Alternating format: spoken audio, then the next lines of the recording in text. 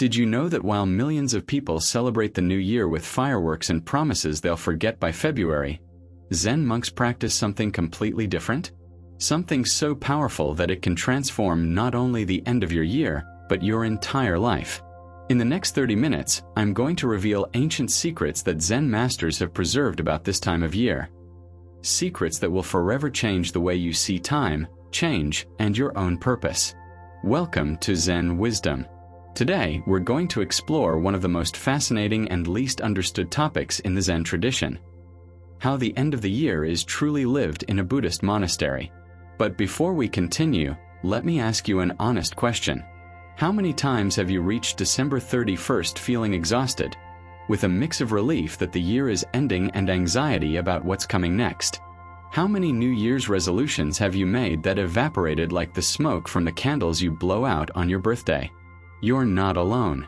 We live in a culture that has taught us to see the end of the year as a magical dividing line, as if when the clock strikes midnight we could erase everything before it and start from zero. But here's the problem. Time doesn't work that way. And Zen masters have known this for more than 1,500 years.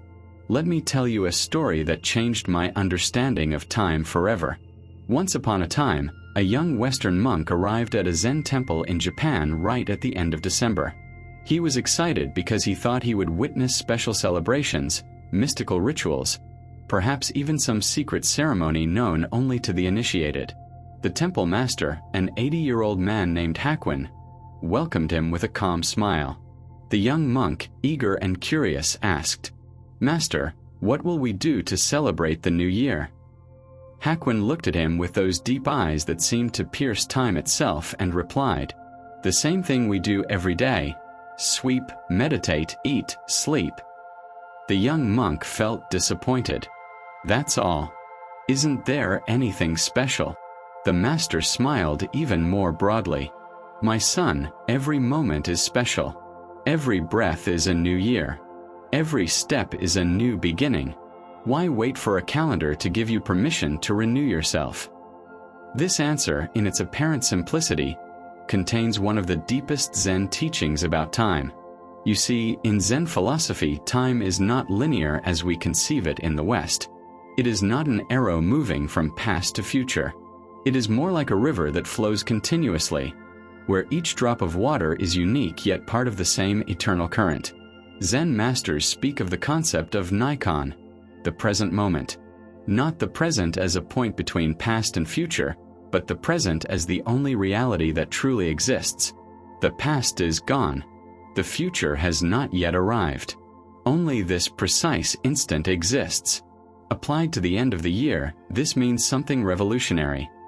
There is no real end and no real beginning. There is only the continuity of practice, the continuity of awareness. Think of it this way. When you breathe, where does one breath end and the next begin? At the inhalation, the exhalation, the brief pause between the two. The truth is that breathing is a continuous process, and dividing it into separate breaths is simply a useful mental convention, not the deeper reality. The same is true of years. We divide time into years for practical reasons: to organize, to measure, to plan. But at the deepest level, life is a continuous flow of present moments.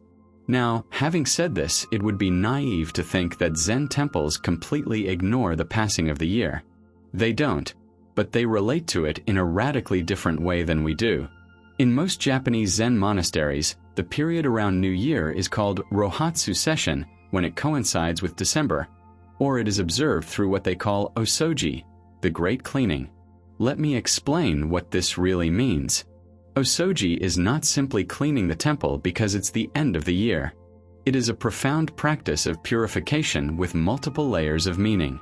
Monks clean every corner of the temple, every altar, every statue, every window. But while they clean the outside, they are truly cleaning the inside. One master I was fortunate enough to meet explained it to me this way: when you scrub the floor, you scrub your mind. When you clean the dust from the Buddha, you clean the dust from your heart. Every movement is a meditation. Every clean corner is a negative thought dissolved. This is the great difference. While many of us make New Year's resolution lists trying to become someone different, Zen monks practice accepting what is while working with total presence in the moment. And here's something you've probably never considered. Something that will challenge everything you think you know about personal change. Modern neuroscience studies have shown something surprising. People who make traditional New Year's resolutions have less than an 8% chance of keeping them. Less than 8%. It's almost like flipping a coin and hoping it lands on its edge. But there is a group of people who do achieve sustainable change in their lives. Real, lasting transformation. Can you guess who they are? Exactly. Those who practice principles similar to Zen, even if they don't call it that. In the next few minutes, I'm going to reveal exactly what they do differently, and how you can apply these ancient principles to your modern life, whether you live in a big city or a small town, whether you have a family to care for or demanding work responsibilities. Let me tell you about a specific ceremony I witnessed years ago in a temple in Kyoto, one that perfectly illustrates the Zen attitude toward the end of the year. It was December 31st, close to midnight. I was expecting something spectacular. Bells ringing, intense chanting. Instead, what I saw was something far deeper. The monks gathered in the main hall of the temple. There were no special decorations, no prepared feast, no festive atmosphere. Only silence and the soft glow of a few candles. The temple master approached the large bronze bell. This bell, called the bansho, was to be struck 108 times, but not hurriedly, and not ceremonially. Each strike was separated by several minutes of silent meditation. Why 108 times? Because in Buddhism it is believed that human beings have 108 earthly desires, 108 sources of suffering. Each bell strike is a release, a letting go, a reminder of impermanence. But here is what's truly fascinating. Afterward, the master explained to me that they were not eliminating these desires. They were recognizing them, honoring them, and then letting them go without clinging to them. This practice of letting go is essential to understanding the Zen attitude toward the end of the year. In Western culture, we tend to accumulate. We accumulate experiences we want to remember, resentments we can't forget, expectations about how things should be. We arrive at the end of the year carrying a huge backpack filled with everything that happened over the past 12 months. Zen teaches us something different. Every moment we cling to, every experience we hold onto too tightly, becomes a chain that binds us, not to the past, but to a dead version of ourselves. There is a Zen saying that I love. You cannot see your reflection in running water. Only in still water can you see your true face. When we reach the end of the year agitated, rushing from one celebration to another, making hurried promises, planning frantically, we are not in touch with ourselves. We are in touch with our anxieties, our fears, our social expectations. Zen monks, on the other hand, use this period to become even more still, to look clearly at who they truly are, without the disguises the year has placed upon them. If you're enjoying this deep exploration of Zen wisdom and want to continue discovering stories and teachings that can transform your life, I invite you to subscribe to this channel right now. Each week we share Zen stories, Buddhist parables, and practical teachings you can apply in your daily life. Click the subscribe button and activate the bell so you don't miss any content. Your future self will thank you. And now, let's continue with something that may surprise you. There is a lesser-known Zen practice performed in some temples at the end of the year, called Nenmatsu Soji, or end-of-year reflection. And no, it's not what you think. It's not about reviewing your achievements to feel good, nor about making a list of failures to punish yourself. It's something much deeper and, interestingly, much simpler. The monks sit in silence and simply observe the year as if it were a movie they are watching. They don't judge what they see. They don't identify with the characters. They simply observe. Imagine being a neutral witness to your own life. You see the person who is you making decisions, reacting to situations, experiencing joys and sorrows. But you are not the person on the screen. You are the observer. This small shift in perspective is revolutionary, because when you observe without judgment, you can see patterns that were previously invisible. You can see that many of your reactions are automatic, that many of your decisions come from fear rather than wisdom, that many of your joys are fleeting, and many of your sorrows are as well. A Zen master once told me, "The difference between wisdom and knowledge is that knowledge is knowing that a tomato is a fruit. Wisdom is knowing not to put it in a fruit salad." When you review your year with this observer's awareness, you develop wisdom, not just knowledge of what happened. Now I want to address something that may be uncomfortable for some: the myth of the new beginning. Our culture is obsessed with new beginnings. New year, new life. This year, for sure. Clean slate. But Zen asks us, who is it that is going to begin again? Aren't you the same person with the same mental patterns, the same tendencies, the same fears and desires? The problem with the new beginning mindset is that it assumes you can separate yourself from your past the way you take off an old coat. But your past is not a coat. It's more like your skin. It has been part of you, it has shaped you, and although you can transform, you cannot simply shed it. Zen masters speak instead of continuous transformation. There is no magical reset moment. There is a constant process of awakening, moment by moment. Let me tell you a story that illustrates this perfectly. A student asked his Zen master, "Master, I have made many mistakes this year. Next year I will be different. I will be better." The master took a cup of tea and slowly poured it onto the table. The student watched, confused, as the tea spread across the wood. "Master, what are you doing?" The master replied, "Do you see this spilled tea? You can wipe it up, but the table remembers the liquid. It has slightly penetrated the wood. In the same way, your past actions have shaped you. You cannot simply be different next year, but you can clean with awareness and allow the wood to dry and breathe. Transformation is not erasing. It is integrating and evolving." So what can we do, as modern people with busy lives, demanding jobs and family responsibilities? How can we apply this Zen wisdom to the end of the year? Let me give you 3 concrete practices you can implement. First practice: the end-of-year breathing meditation. You don't need hours. You need 15 minutes of honesty with yourself. Sit in a quiet place.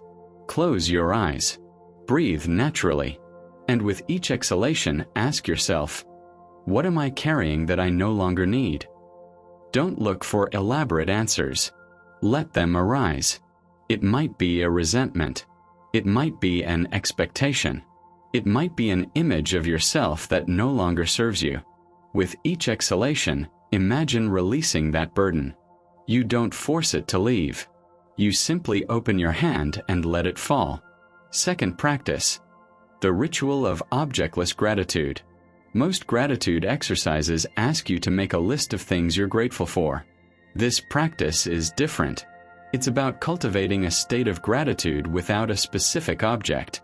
Simply sit and feel gratitude, not for something, just gratitude as a state of being. It's like the difference between loving someone and being love. Zen monks cultivate this state because they understand that when your gratitude depends on external circumstances, it is fragile. But when you cultivate gratitude as a state of awareness, it is unbreakable. Third practice: purpose without purpose.